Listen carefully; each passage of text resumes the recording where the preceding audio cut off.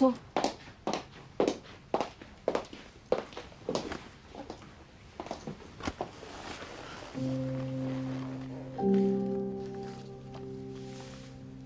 这是我的证件。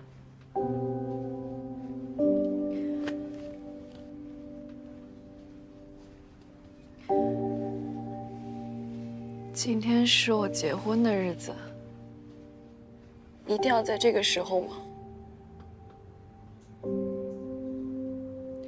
你放心，我们会保护你的隐私。但今天的问题对我们来说同样重要，我希望你能配合我。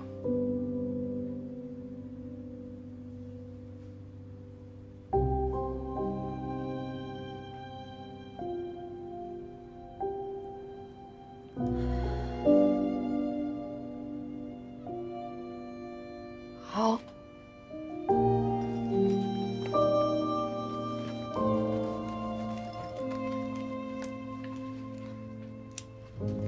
那是2月24号9点多，我坐公交车回家，下了车以后，回家的路上就总觉得有人在后面跟着我。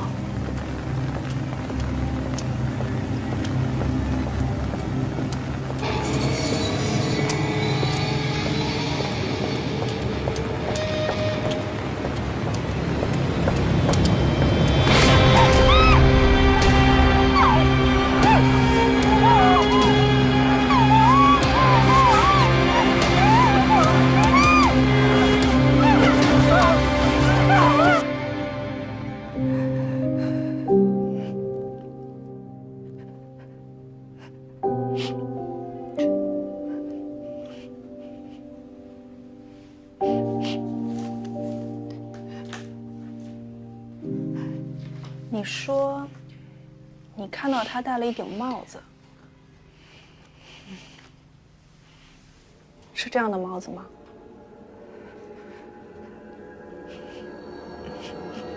是这样的。那是这个人吗？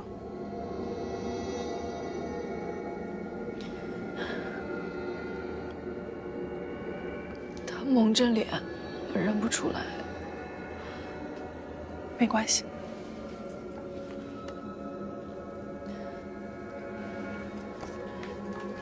等一下，可以再让我看一眼吗？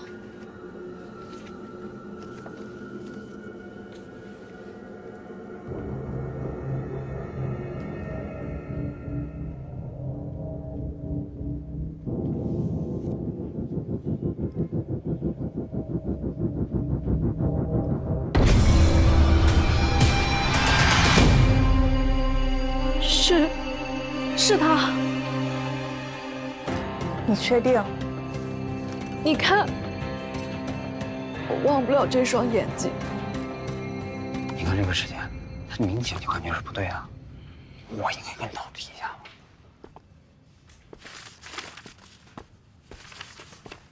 你看，这是干嘛的？哎呦，你赶紧的，你有徒弟有话跟你说。这几天我不是在调查一些薛家案的信息吗？整理的时候，我无意中发现一个规律，就是从88年起，每次割喉案出现后，他总是要离开宁江一段时间，就像是出去躲风头。当然了，也有可能这是巧合。不是93年到现在，他一直在宁江。不是，这3年他被派到外面学习交流去了，实际在宁江待的时间不多。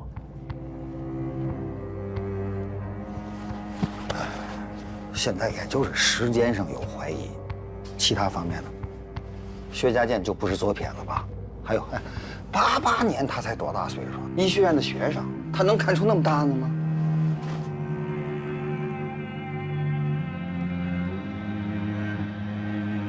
恰恰因为他是学生，没经验。哎，你先别慌，等顾开言回来，你们俩再去提审一次，也没准能问出什么来。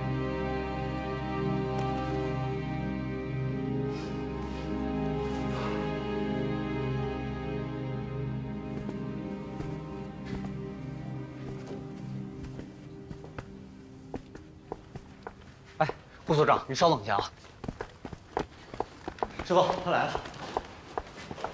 哎呦，你可回来了，去哪儿补证了？我想找你。等会儿，那个人说谎了。嗯？谁？那个说在福安里看见薛家健扔垃圾的目击者，他说谎了。哈2月24号晚上9点多，薛家健正在平凉巷侵犯一个年轻女性，也就是说，他不可能同一时间还出现在福安里。哦，麻烦你先去找到这个2月24号遭受性侵的这个女性，咱们再来谈。我找着了，并且跟她谈过了。她认识薛家健？不认识，但通过他的描述，跟薛家健非常符合。当时他为什么不报案？因为他正在结婚，他不可能出来报案。我知道这不能成为直接证据，但是凭我的直觉，他没有说谎。哦，你在讲直觉是吗？我们不是一直在谈证据吗？你有什么证据能证明你这位女性没有说谎？也麻烦你拿出证据来证明说我们这边的证人说谎了，好吧？这样，你要不问问你的队员，他们有没有事先透露薛家健的信息或者是特征？可能吗？谁那天跟他在一起？我，但是我没透露薛家健任何信息啊。你听，你有没有说别的？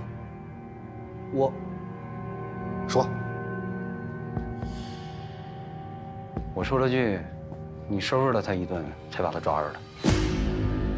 你看，老魏，要动我，你知不知道？就是明显你们暗示。我跟你说，为什么说别小声？回队。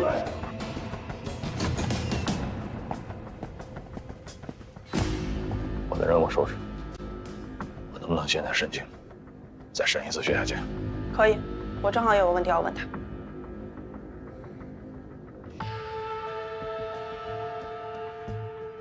薛家健，2月24号晚上你在干什么？下了晚自习跑步去了。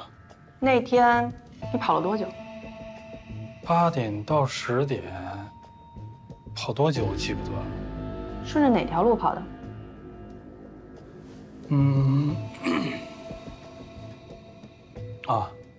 顺着河东滨江路，从观安巷交口，跑到了历城巷交口，从晨光路回学校了。你抖什么呢？手又怎么了？没什么，正常。你平时做手术哪只手拿抖啊？左右手都有。那天天气怎么样？来，你给我看看这手。给我看看。打开。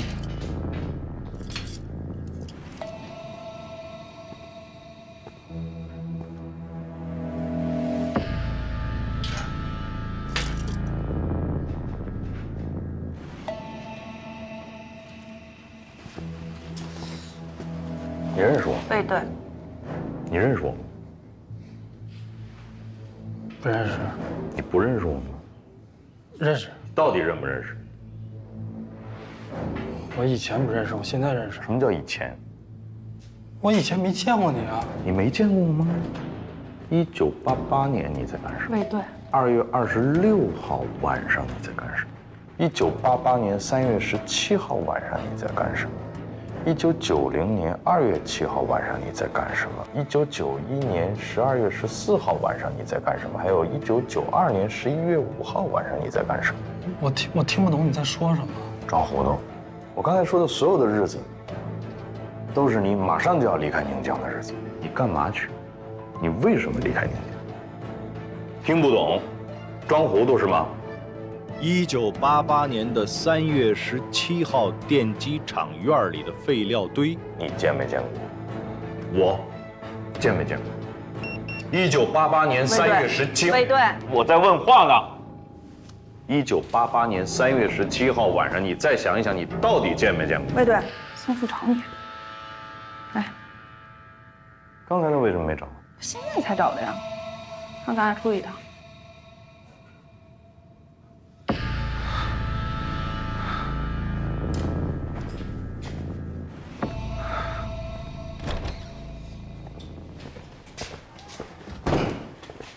哎，我们现在查的是碎尸案，你问的全是爸爸案的问题。因为我认为这2个案子很有可能是他一个人干的，这是一码事。你能不能先跟我商量一下？不管你有什么新的发现。哎，关联案件不可以交叉质询吗？可以，但前提是必须有确凿的证据。你有吗？我能不能在拿到证据之前，我先用88案推进一下我们的碎尸案？这是我的方法。你这个推法，你怎么确定你不会把案件往死胡同里推？你的目击证人撒了谎，那几条内裤也证明不了薛家健杀了人，还有那根骨头，从他的反应来看，他可能真的是一无所知。而且我找到那个女孩，她只是被薛家健强奸了，并没有被杀。请问这件事你有证据能证明就是他干的吗？有吗？我相信那个女孩。我还是没有证据吗？我们俩是一样的，你说。我们是有时间限制的，时间一到就要放人，你不懂吗？给我一点时间，我一定盯死他。对不起，不能把希望寄托在你的决心上。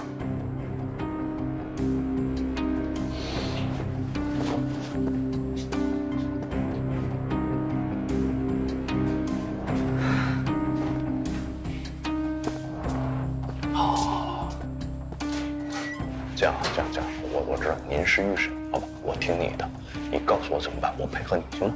我要用我自己的方式去解决问题。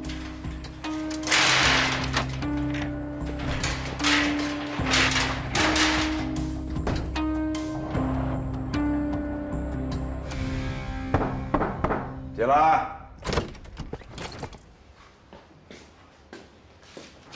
我一猜就是你，啊，这气场还挺大呀你啊。窗户都给震开了，我还知道你想跟谁去干仗啊？敲门声带着呢呗。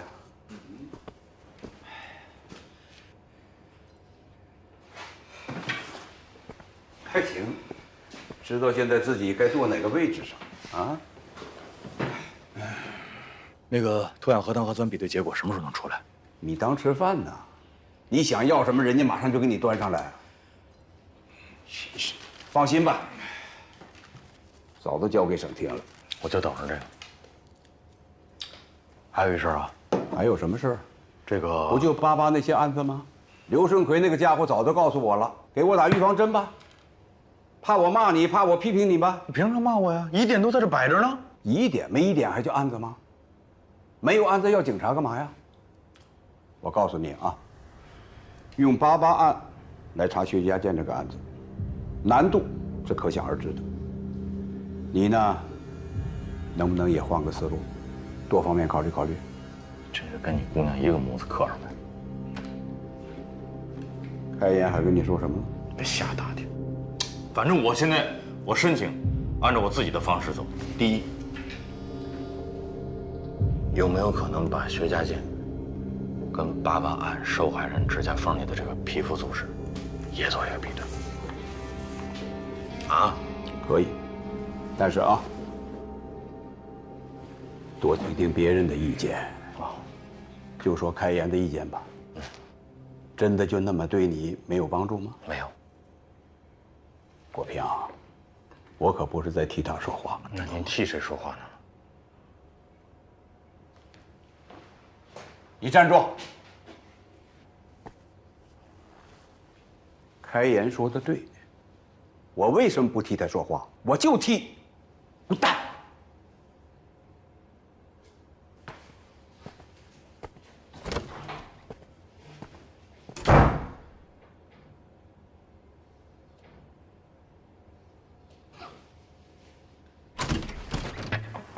怎么的？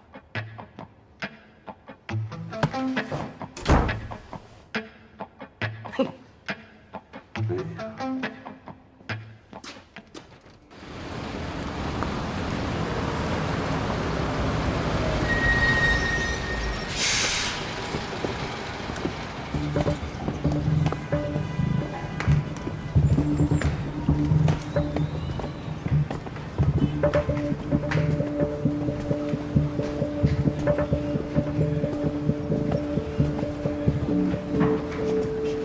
不好意思呀，归队。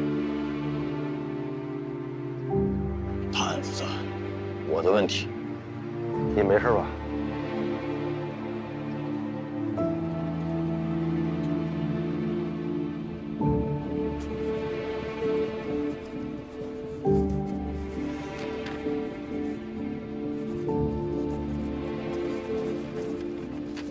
先指认不实，这次一定要如实回答，说假话是要负法律责任的。好，我知道了。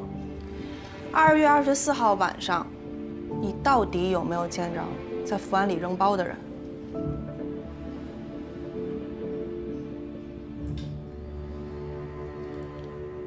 其实那天我只看见一个背影，并没有看到他的正面。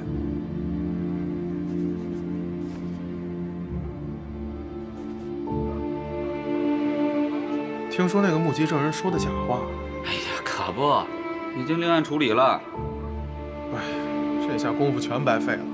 之前还以为是板上钉钉了呢。主要是卫队想钉，他还想把88案往里并呢。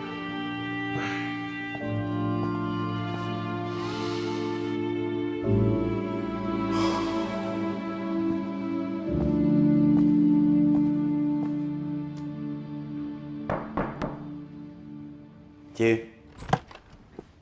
哟，好，廖局，快坐。怎么？我听说案子又陷入僵局了。看见抛尸人的那个男青年啊，已经承认，他看到的只是个背影。对体貌的描述呢，也是稀里糊涂，所以啊，这条线，这不等于断了吗？另外呢，尸块里的碎石也被证实不是来自呢梁云家的现场。现在呢，唯一让我们高兴的，就是梁云找到了，人还活着，活着。据他本人说，他跟薛家健分手以后呢，跑到外边旅游散心去了。我们呢也找旅行社进行了核实，情况基本属实。不管怎么说，不再多出现新的受害者，就是好消息。另外，我听说 DNA 的检测结果也出来了。对，鉴定结果呢，可以认定死者是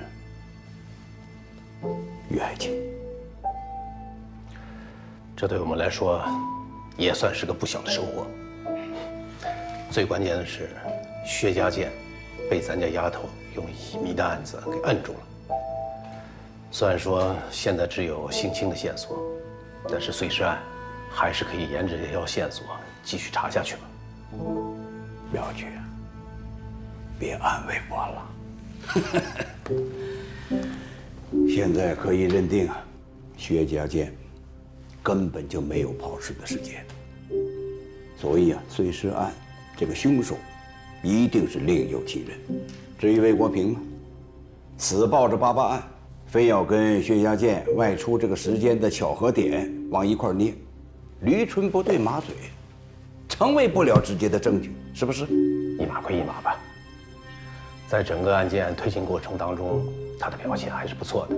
救高秀莲、找艾莹、抓薛家健，都是他和3队做的。哼，你就别夸他了，再夸他更摁不住了。光去闯现场就这一项，就必须要严肃处理他。说实话，一开始所有的证据都指向薛家健，大伙在心里啊也基本上认定他就是真凶。现在突然被推翻了，这搁谁那儿都会被闪一下。闪？魏国平闪的太少了，他应该再多闪点儿。你呀，就是嘴硬。真的不心疼这个徒弟？怎么办呢？这我抓的是全局的业务，我不能为他一个人考虑吧？这个事情对他的打击可真是不小啊。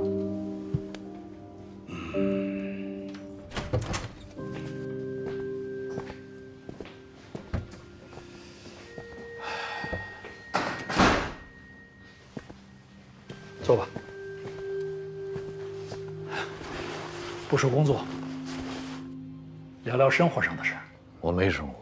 我可听说你失眠很严重，一直这样吗？也没有，就这些年的吧，才有的。过去嘛，争强好胜，别人看半晚上书，我就看一宿，别人能站半天，我就站一天，老想比个输赢。那时候体力也好，不睡觉没关系，现在想睡睡不成了。你说的这些情况，是在陈山河那件事之后发生的吧？您不是说我们聊生活吗？哎，我现在说的就是你这个人。我这人也没啥可聊的。你是个人才，一个优秀警察应该有的特质，你都具备。忠诚、勇敢、执着、无怕困难。你的经验、头脑，你的领导力都很出色。冷不丁夸我感谢领导。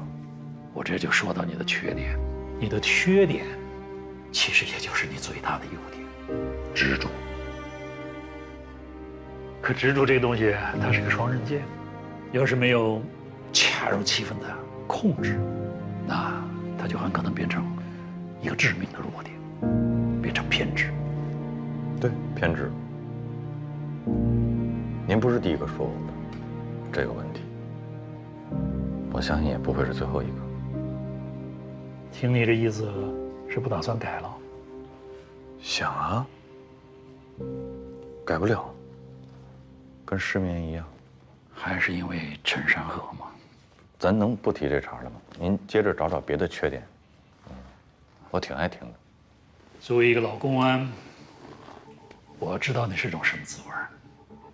一开始是震惊，你也不愿意承认，然后是愤怒，是悲伤，你也不知道从什么时候起，这种种情绪就会变成一种自责。你会问自己，为什么死的那个人不是我？你会觉得活着是一种太沉重的东西，会让你觉得喘不过气来。你不敢喝酒，你甚至不敢睡觉，恐惧一切可能会让你失去冷静的东西，因为哪怕是一点点、一瞬间的脆弱，都会让你觉得死去的战友还在。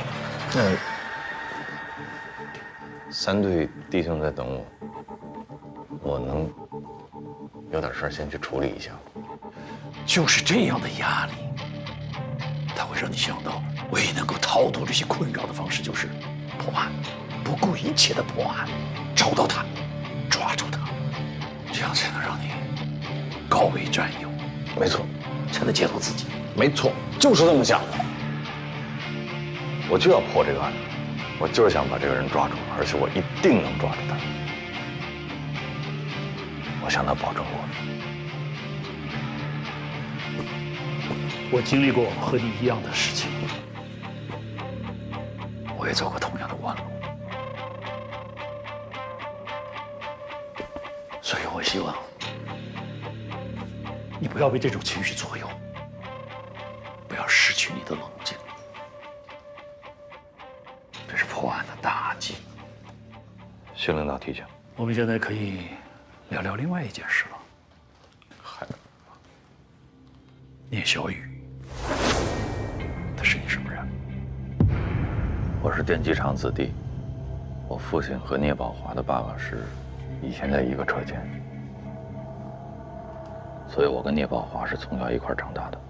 聂小雨是聂宝华的亲妹妹。我问的是，他是你什么人？朋友。普通朋友还是男女朋友？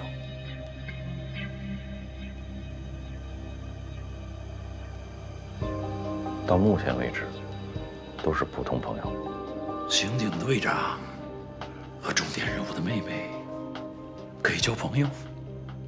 为什么不可以？他没有违法犯罪。你不要误会，警察要查案，社会关系要过。我知道，水至清则无鱼，我懂。不过一定要把握好分寸，不能越界。没有越界，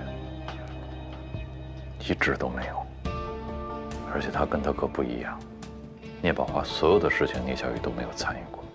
这我相信。但这里边的关系，毕竟还是很敏感。瓜田李下嘛，你又是这么一个身份，还是要避嫌，尽量。现在我可以走了。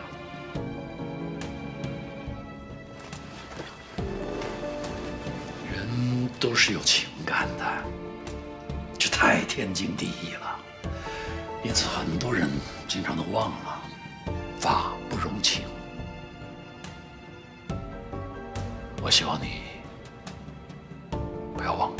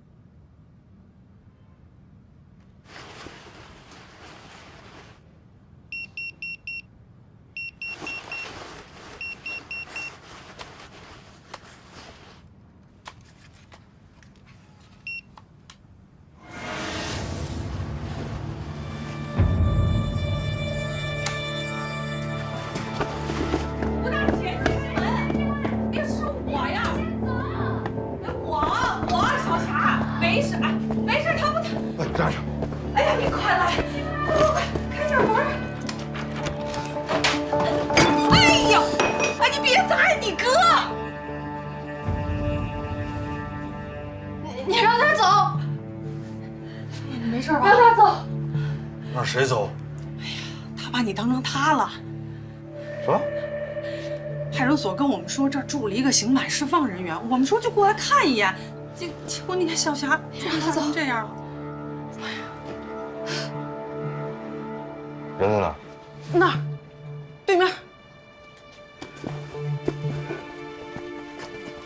谁呀？这是？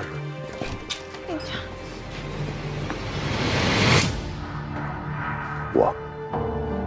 他叫王德发。我太知道他叫王德发了。你怎么出来了？你来这儿干嘛？这话说的，我出狱了，只要不违法，我干什么不行？谁告诉你的？谁让你找我妹妹来的？我只是跟她打个招呼，以后这不就对门住着吗？你住这儿啊？你没家呀你？我是没家，坐牢第3年，我妈就死了，所以我把老房子卖了，我重新找个地儿住不行吗？这是租的房子是吧？应该是，之前都没见过。咱俩不废话啊！我通知你，今天你马上你从这儿搬走，有多远搬多远，你听明白了吗？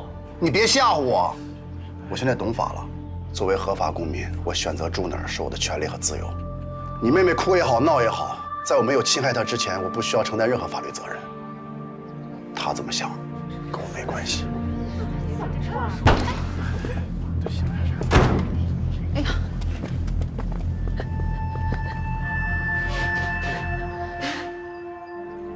小霞，你让他走，让他走。麻烦过一下。好，谢谢。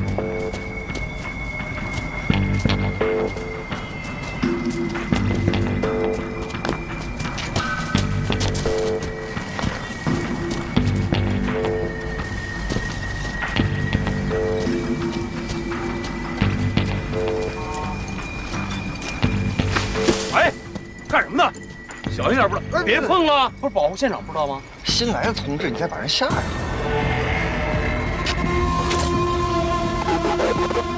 没事吧？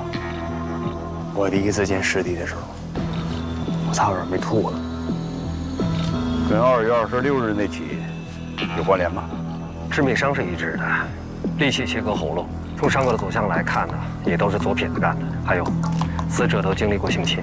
上一起案件的受害者头部有钝器伤，指尖里残留有凶手被抓破的皮肤组织，跟这一次还是有不同的。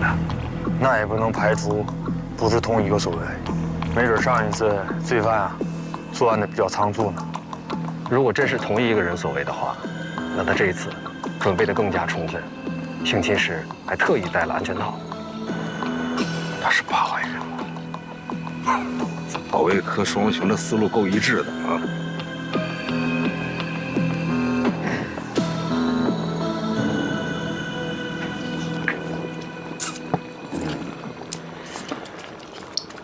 怎么样了？哎呀，别提了吧，摸牌了3天了，哎呀，啥也没有，连根毛都没摸着。你说你是怎么说话呢？你比这个国平早入警队，就这态度啊？国平，不学他，你稳点啊！我很稳。来，师傅，我再给您添点。以后不能叫我师傅了，你现在有正经的师傅了。那不正经的不也是师傅吗？来，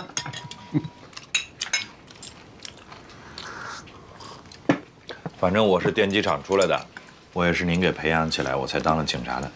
哎，所以您一辈子都是我师傅。您知道现在公安局的人跟我们俩叫什么吗？叫什么？保卫科双雄。哎呀，得了吧，这是什么好话呀？啊，不是好话是啥话？这小屁孩大人说话你插什么嘴啊？回去学习去啊！来，把这个干掉。还是国平哥好。你呀，你就这么惯着他吧。我跟两个说呀，这个人啊，得赶快给他抓着。现在宁江市都传疯了，说咱们宁江来了一个割喉的恶魔，整得人心惶惶的啊。这个人吧，虽然选择的地方都是荒郊野外，但是那周围的都是什么厂矿企业，这样的地方，单独的女工进出的情况就比较多，否则啊，他也摸不着这些受害者。你说咱厂区南边那个废料堆会不会有什么危险啊？没事儿，爸，只要不下雨就没事儿。这跟下不下雨有啥关系？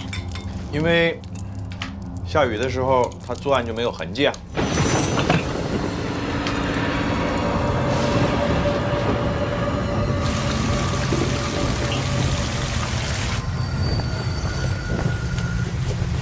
哎，下这么大雨，你们干什么去？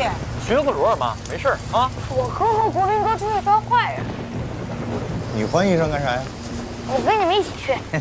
哎，你好好学习去，想要当警察，先考上警校啊！警校没考上呢，那能行吗？去，回去。走吧。走了吗？今天注意点啊！能不能抓着坏人，还得看运气呢。走了。警察，哎，走了，师姐。哎，注意安全啊！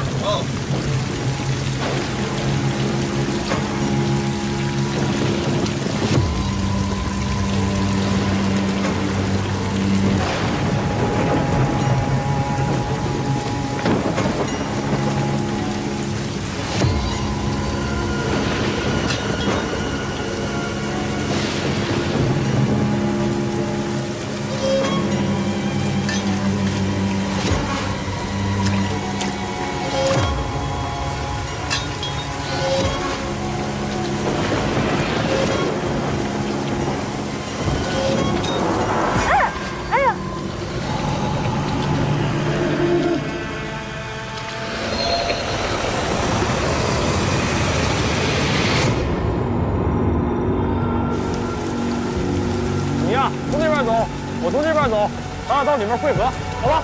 好。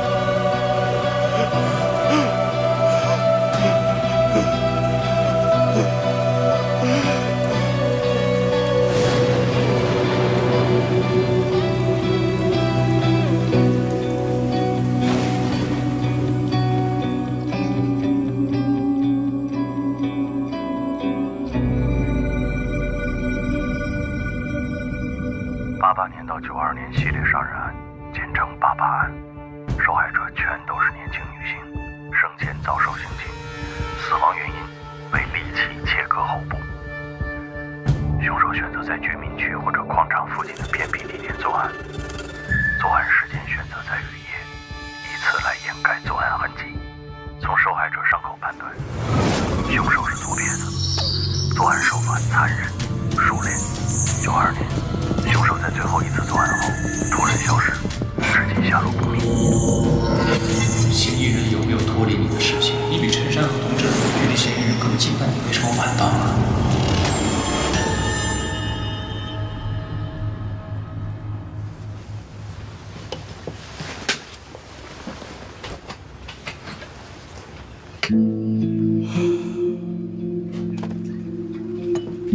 我睡了多长时间？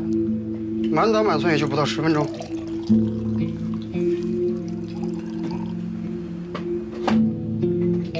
中了大奖了。要不你再眯会儿？睡不着了，神经衰弱就这样。那你得多难受啊！我值个夜班都得缓好几天呢。这些都完事了吧？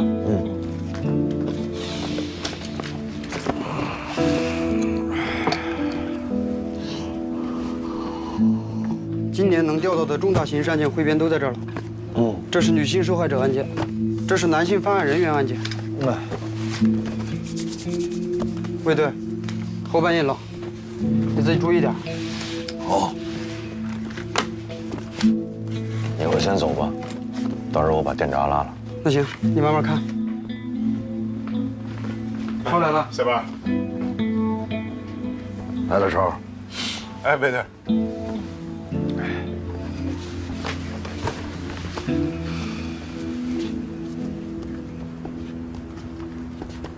卫队，那个兰园抢劫案在哪儿呢？刚才抓了一小子，好像就是正主。东边左手第3排，628、629那一块。0628。我记得当时一共报过3起吧？第3起没法并案，0928那块。你蹲下来。右手边，928，你看看。为啥呀？因为头2起都是一脚踹门而入，第3起不行，一扇门上6个脚印，无论是破门方式还是力度，都跟前2起不一样，所以没法并案。哦。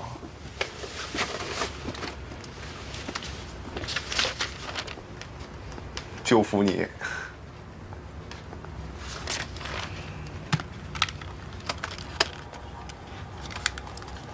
怀中市428强奸杀人案，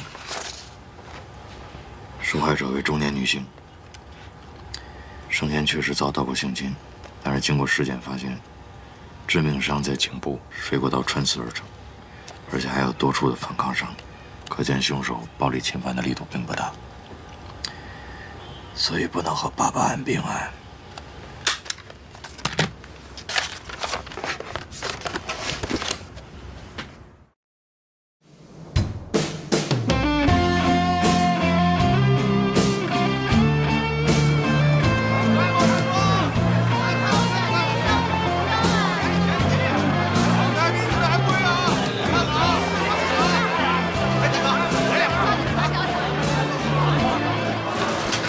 结婚的东西啊，这套也很好，你看这套。这结婚啊，就是要，喜庆，红红火火，顺顺利利的。当然了。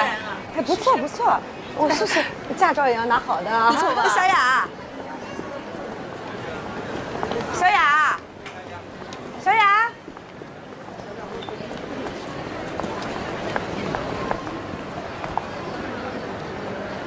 刚从香港打的货，全您家，就我家有。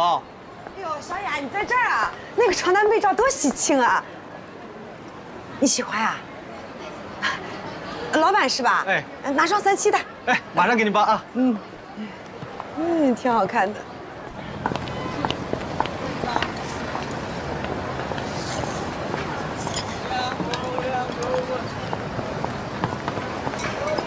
道。伟罪啊，阿福真稳。废话，快50了还是老侦查员，还有谁比我稳？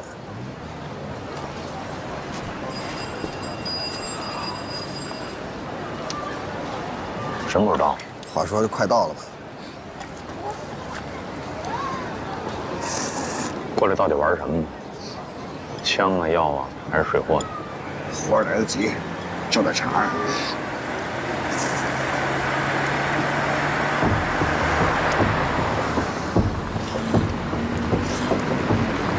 等会儿，等会儿。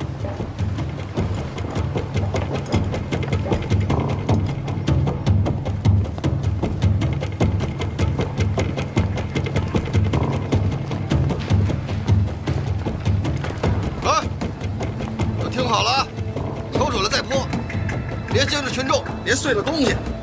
听着没有，唐儿，说你呢？得了吧，唐儿，上次那不还是你？上什么次？上次这次说你呢，你得注意，别大锅饭，谁砸谁肥。好嘞。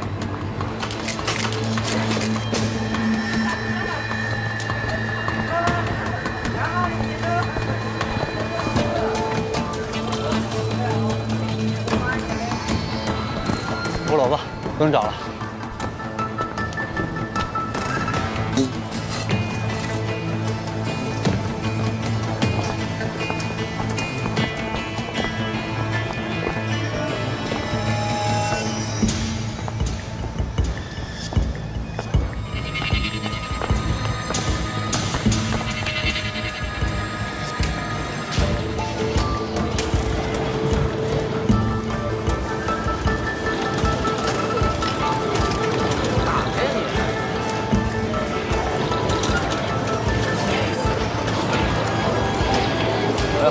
几位大哥，玩游戏啊？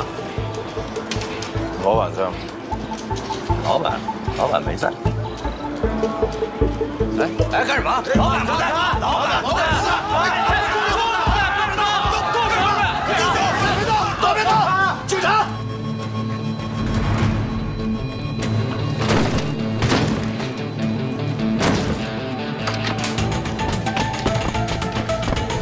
起开！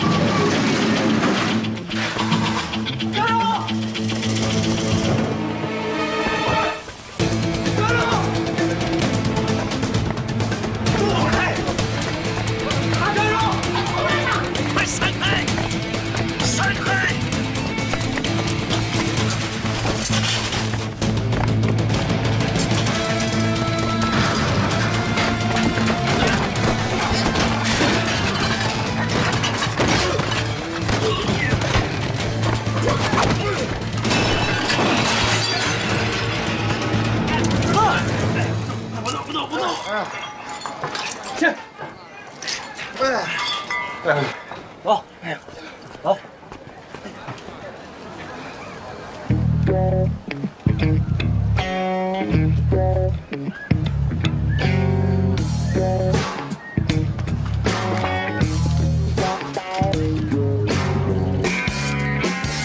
别的单位啊，都有什么工作手册什么的，你们领导估计也没这文化水平。来，都抬头，看这，治安管理处罚条例，一会儿啊，一人给我抄一份。我告诉你们，脑袋掉了，碗大的扒了。我孟三儿也不是面捏的，今天你们要抓要关，看着办吧，反正我啥都不知道。场子都清完了，喊什么呀？都是你的人，喊给谁听呢？给我听啊！我说魏队啊，您老人家就别折腾我行不行？这半天了，生意都黄了，我也得吃口饭呀。你吃饭那家伙在你肩膀上牢靠吗？不是，孟三儿，你为什么跑？我知道啊，你要不要自己跟我说说？我什么都不知道啊。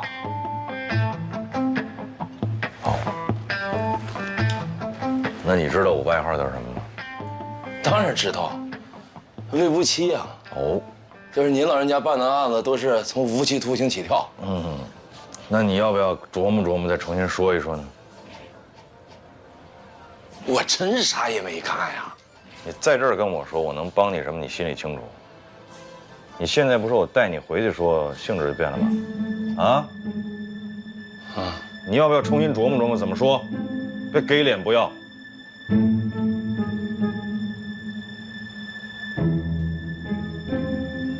是不是广州那事儿？继续。这是我对天老爷发誓啊，跟我一点瓜葛都没有。我不去，他们非得让我去，我就跟你几个广州人碰了一杯酒，我啥都没说，跟你没别的关系啊？一点关系都没有。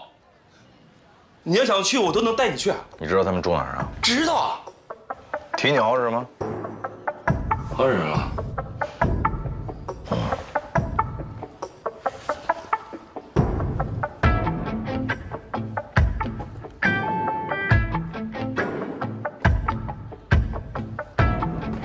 链哪儿买的？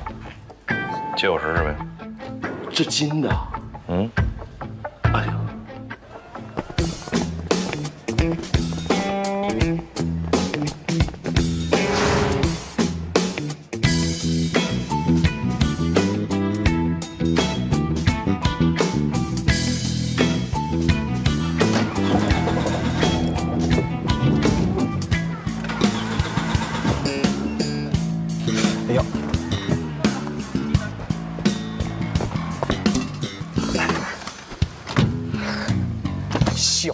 不带脑子呀！一天到晚给我丢人。你刚才不也把碗打碎了吗？谁也别说谁，你和你师傅还有你师傅的师傅，一个样。我交钱了。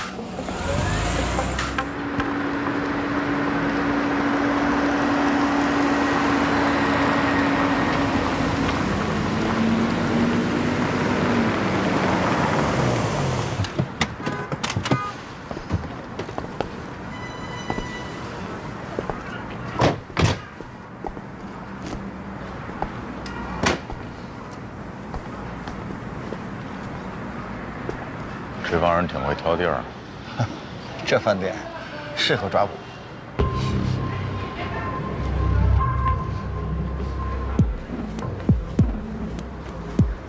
欢迎光临，请问先生几位？自己不会数啊？山谷里。你好，这边。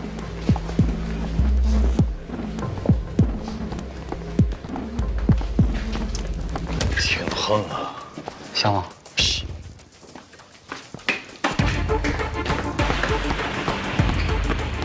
前面就是珊瑚天。我行了，妹妹，你先忙你的去吧，不用我了啊。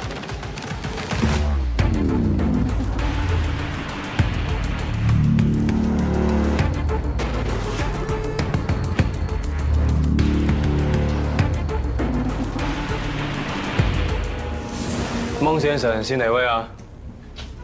我们老板要孟先生一个人进去了，剩下那些兄弟安排隔壁包间喝茶。还是信不过我孟老三的啊！行，喝茶去。好嘞，大哥。这边请。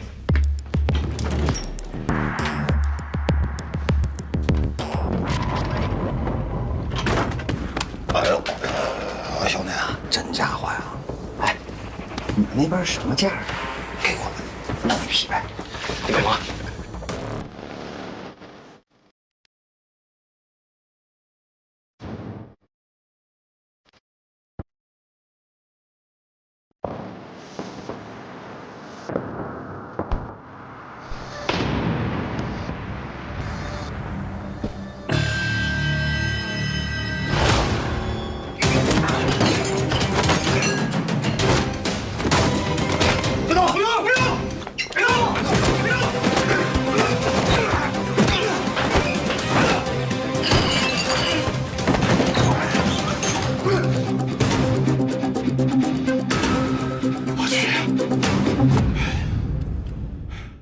？profile from a sample that's 10 thousands times smaller. 研究人员。哎，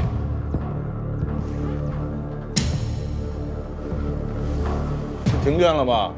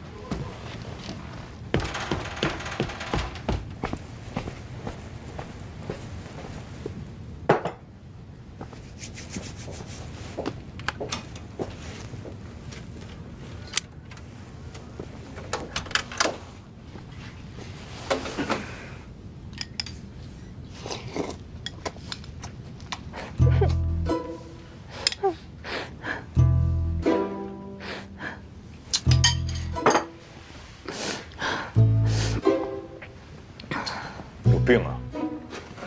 为这点事儿值当吗？闹什么幺蛾子啊？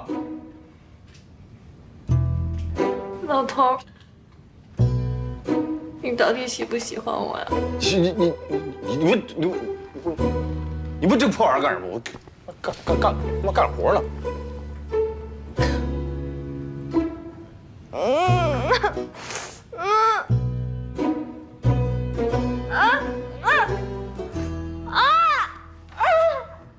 轻点，轻点。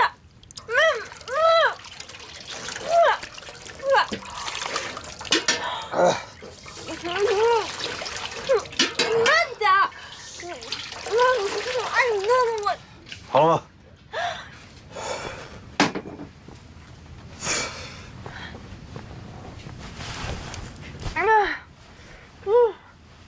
怎么这么辣？清凉油抹眼睛，亏你想得出来。挺大人了，能不能别天天我到哪儿你到哪儿？净给我添乱！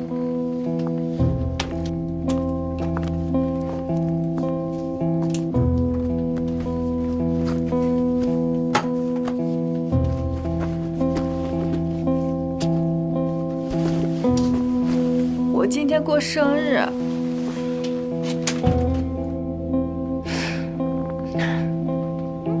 我不就是喜欢你吗？怎么就那么难啊？你赶紧找一个你合适的人，你赶紧嫁了，我觉得挺好的，别在这我耽误功夫，啊！你好好的呢，咱俩还能当哥们儿处着，你就这么闹，咱俩这辈子只能老死不相往来。那就老死不相往来。老头，你是不是嫌弃我？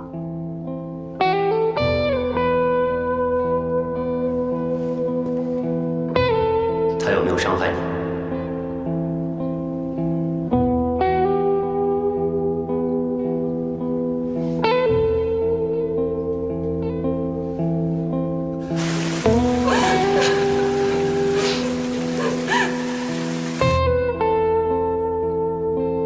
没有。你确定吗？我确定。没有。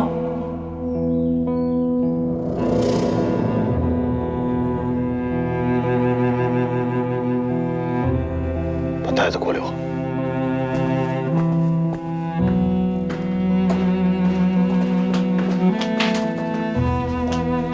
梅国平，我再也不理你了，我说的是真的。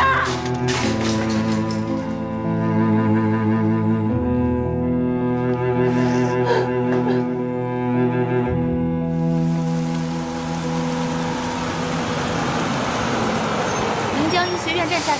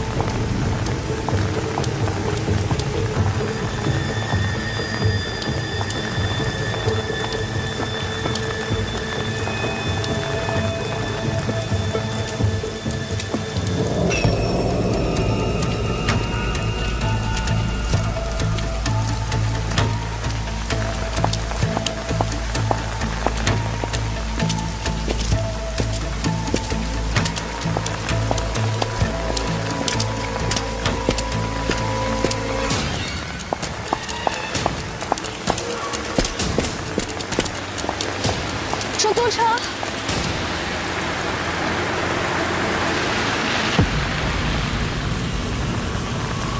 坐车吗？不用了，谢谢。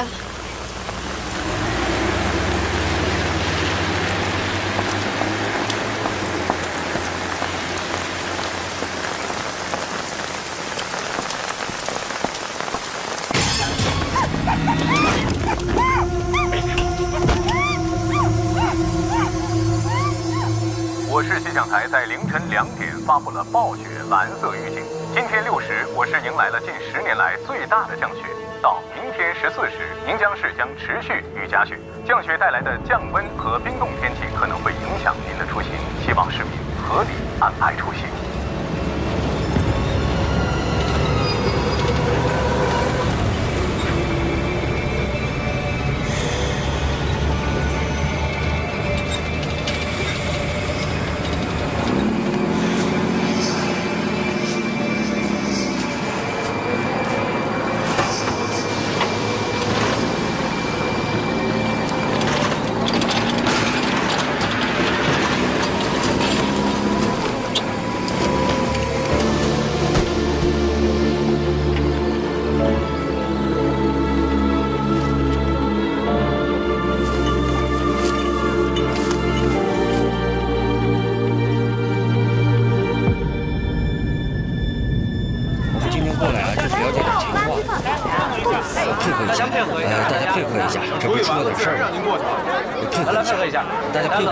没什么大事啊。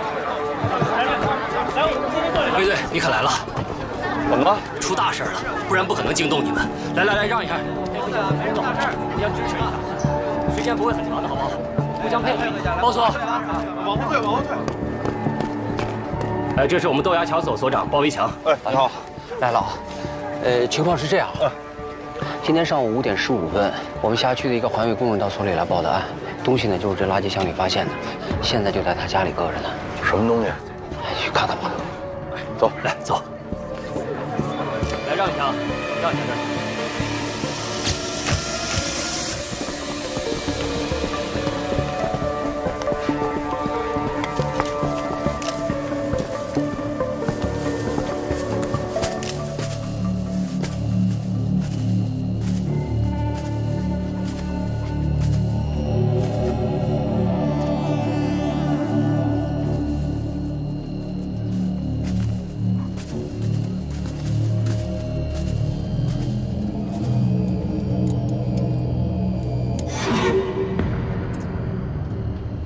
这是什么肉？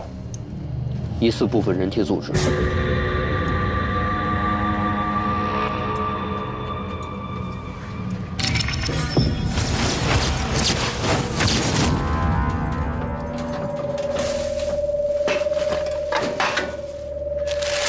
据说的这一片的清洁工讲，昨天晚上干活的时候，他在垃圾点里发现了一个黑色的塑料袋，包裹得很完整，不像是一般的生活垃圾。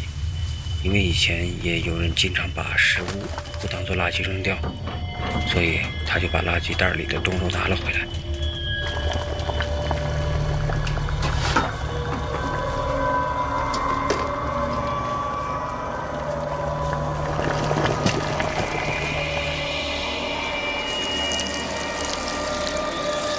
回到家里，他烧了水，打算给肉解冻，结果就发现了人的牙齿。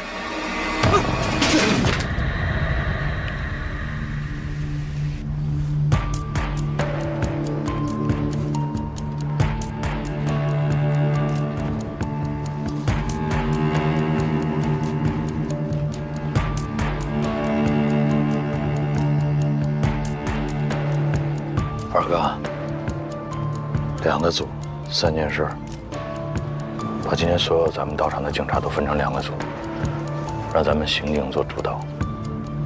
第一组把外围沿途所有的住户都摸一遍，问问他们说从昨天晚上到现在谁在这扔过东西。第二组把你们辖区内所有的这个垃圾箱赶紧封了吧，一个个查，他们所周边的这个4个辖区派出所一个都别漏。明白。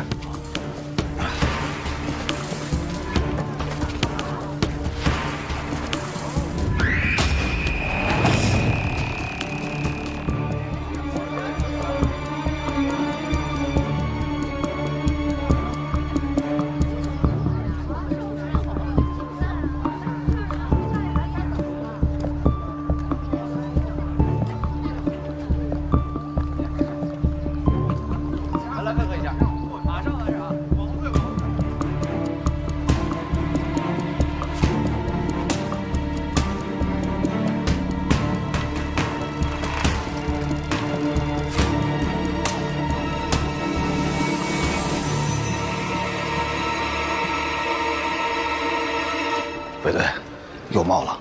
哪儿？四坡路。3队上车。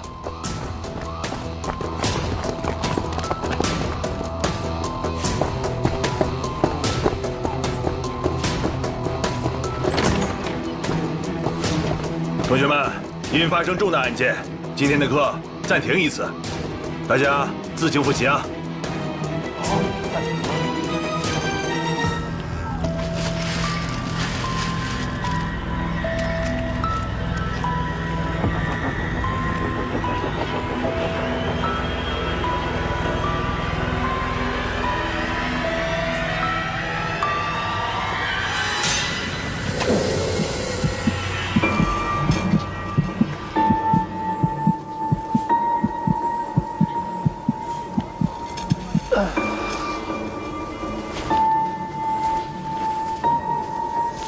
陈勇，去那边看看，了解情况。好，你跟我走。大姐，麻烦问一下，那段垃圾什么时候清的？我们一般是早晚各清理一次。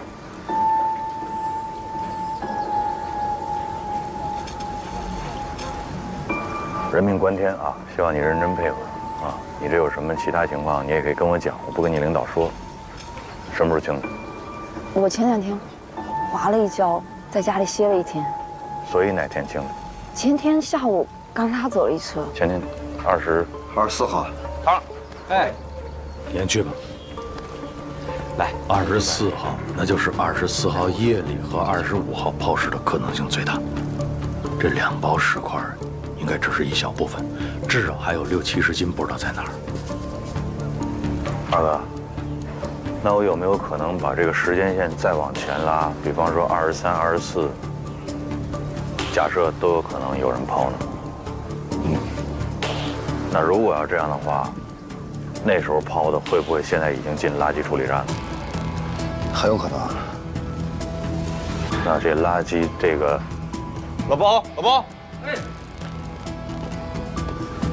哎，就整个咱们这一片这个垃圾啊，一般是归置到哪儿？哎呦，这样，我赶紧安排人去问。赶紧。这个包明显比高架桥那个包要重得多。如果那边那个包可以手提着，这个包恐怕拎不了多远。所以我怀疑凶手有交通工具，至少是个自行车。咱这么着，假设是豆芽桥、四坡路，往西颐和南路，往南华中路，这是分进路是吧？对。抛尸案的特点一般是越抛越远，近的用手提，远的用交通工具。那豆芽桥这儿，有可能离案发地点更近。咱们这样，往前推，时间拉长啊，5天。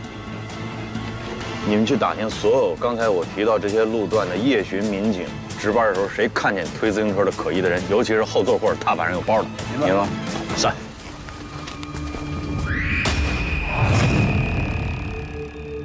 情况怎么样？结合刚才豆芽桥的，基本上是可以确定是人体组织，但是具体情况呢，要回化验室才能确认。你回化验室那是肯定的啊。你现在就是说，在假定的情况之下，你能给我什么？你估计大概时间紧迫。根据牙齿的情况，可以判断是个年轻人。有多年轻？15到35岁之间。面太快，你给我收点。不是，他这里面是有一个生理差异化的问题，我们需要考虑。收。根据我的经验判断，20到25的概率最大。性别？这个是真不知道，我们现在掌握的证物太少了。好，明白。谁让你来的？水库看好了？是。对。目前什么情况？今天早上，你讲。是，碎尸案，目前只发现了豆芽桥和这儿的2包，剩下的都没有找到。附近4个派出所，除了留下几十个人挨家挨户排查，剩下都撒出去翻垃圾箱了。这样啊，现在这个案子呢，就由你来指挥。是。你怎么的？还想继续看水库吗？三队同志呢？三队的，过来过来。三队的同志，一人进一个队，带领其他同志熟悉一下情况。别愣着了，行动！是。咱们去那边。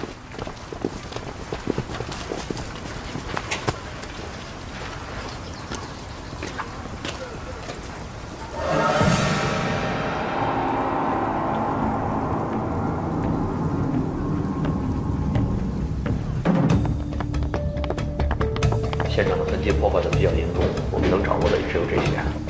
廖局，哎，老顾，给你介绍一下，这位是在宁江组织学习的省警校刑事侦查学教授吴克，我们认识，好久不见，老吴。日子过得真快啊，10年了吧？开始吧。目前掌握的线索非常有限，死者是谁？死者的性别、身份、案发的时间、杀人的现场在哪儿？分尸的地点又在哪儿？这些对我们来说都是一概不知。再加上外面，现在这个雨是断断续续下个没完没了，现场痕迹的保存条件呢是非常差，这在很大程度上增加了我们破案的难度。这样吧，我们先请省警校的吴教授拓展一下我们的思路。吴教授，我看还是先听听年轻人的意见吧，他们的思路比较开阔。你怎么看？就是你。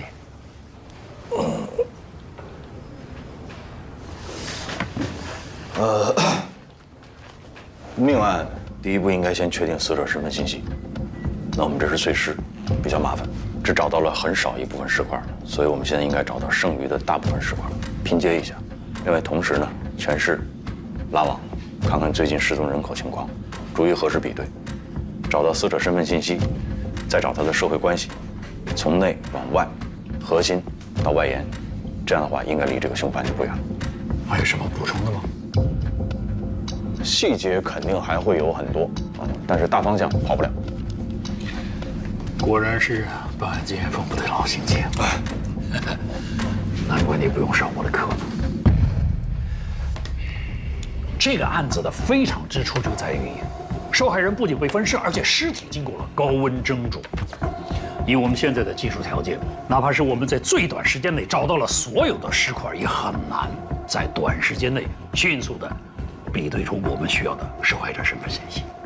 那吴教授，您的意思？改变传统的由内向外的方法，用由外向内寻找尸源，当然是要继续做。可是现在不是工作的重点，重点应该是在宁江的周围布上一张大网。您是说要设卡是吗？对，不是。设卡的前提是我们应该先知道嫌疑人是谁，对不对？你现在鱼都不知道是谁，你就结这个网，你往哪撒？能不能先把嘴闭一下？听之前吴教授怎么说？哎，他说的也对啊。单是设卡的话，那真是像大海捞针。但如果我们在织网的同时，想尽一切办法把这条鱼赶出来，那我们就有可能变被动为主动。各位领导同志们，你们想啊？如果这罪犯没跑，在家里边，咱们可以直接把他给堵在家里面。如果他耐不住性子要逃离，在这种仓促逃离的情况下，就是即便咱们抓不到他，这也会留下大量的痕迹，还有线索，是吧，吴教授？好啊，不是，那我们这个尸块还找是不找？谁不让你找了？不是老魏没说不让你找，是吧？咱们现在是主要找主攻方向。要分个主次，我分得清主次，我听明白了。我们找尸块这肯定是次的，问题是次的，你们能给我多少人？谁说你是次要的了？你听人家把话说完行吧？我认为首先我们要满足这个排查、设卡的警力布置，剩下的全都给你。那可以。好啊，宋哲，说一下人员具体怎么安排的？是这样，我们全市干警现在能动用的不到200人。我这边要是拉网排查，最少需要150人。我那50也给你算了呗。真的，200人设卡拦，然后人没到的时候，你们直接把那个垃圾箱替我也翻了，不完了吗？哎，你干什么去啊？我会没开完呢？不是，这个会我看明白了，我要再开下去的话，我3大队的人都保不住了，对吧？西瓜反正已经有人捡了，芝麻你们还捡不捡？芝麻不但要捡，一粒都不能给我少，知道吗？3队保证完成任务。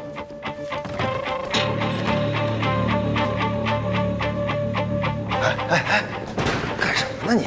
人家毕竟是省里来的专家。是啊，宋哲在就够了，我们不做别的工作吗？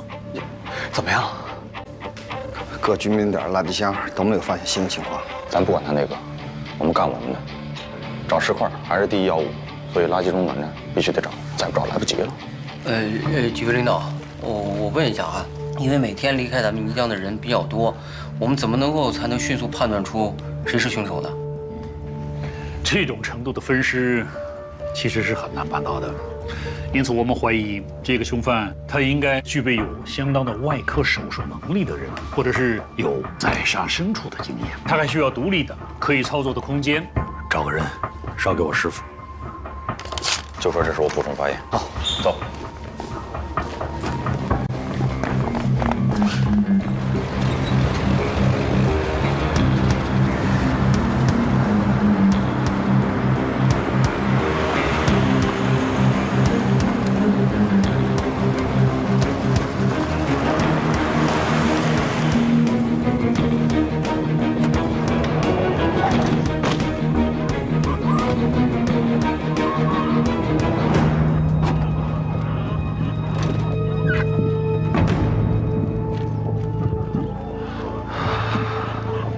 就咱们3队，一个都不给多配，他们那么多人，凭什么呀？凭什么？人多也不一定就强，是吧，二哥？你别说150、200，你2000、2万个人给宋哲，他也不见得能逮着嫌疑人。有的时候，真理往往就是掌握在少数人手里，对吧？是。走吧。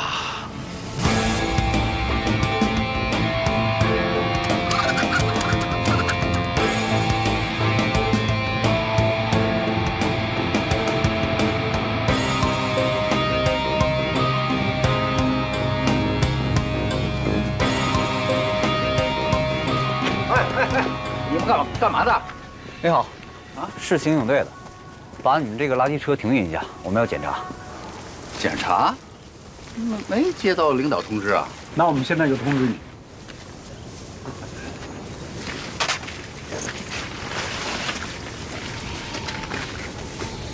你们几位真的要搜这脸？是。确定吗？确定。真的？真的。这我得劝你们几个。哎，您就开门吧。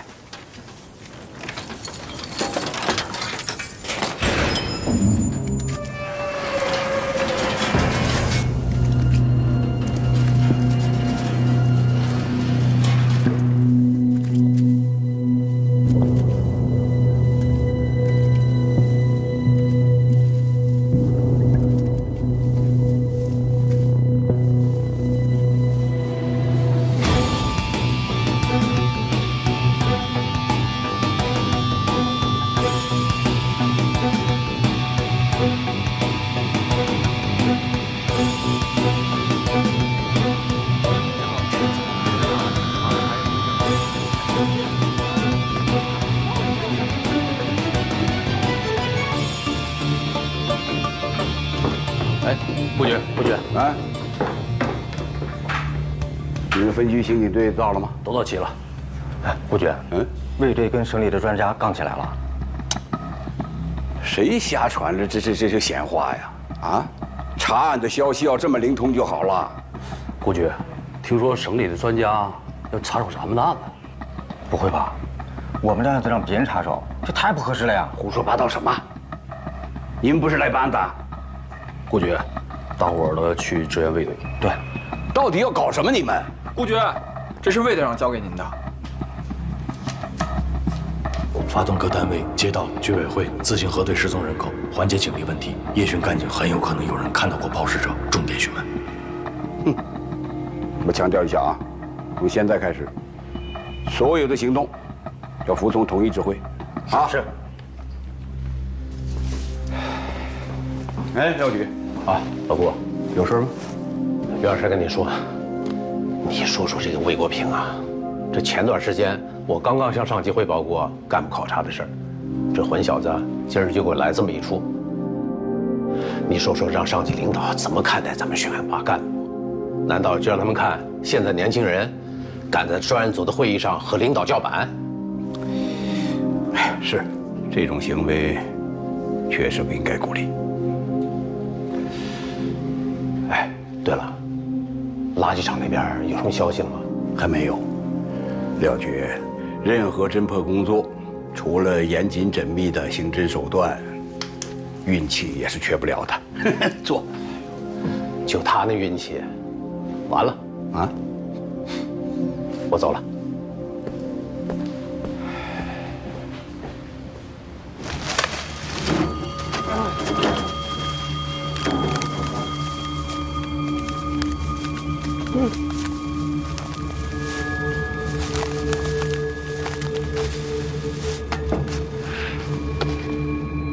这里边能有石块啊？我刚才不是说了吗？前下口区5天的垃圾都在这儿了。从侦办逻辑上来讲，这个地方肯定会有发现的。这么变态的凶手哪有什么逻辑啊？谁告诉你变态就没逻辑了？那88年那个案子凶手不就没什么逻辑吗？那吴教授还让我琢磨琢磨说这个陌生人作案的可能性，你说这不扯淡呢吗？人家是专家，你就和我一样听着不就完了吗？专家也不能太偏心眼了呀！你看人家宋处兵强马壮，你再看看咱这边这什么呀？这是，哎，咱们还叫哀兵必胜，咱们以少胜多，好不好？好，加油！加油！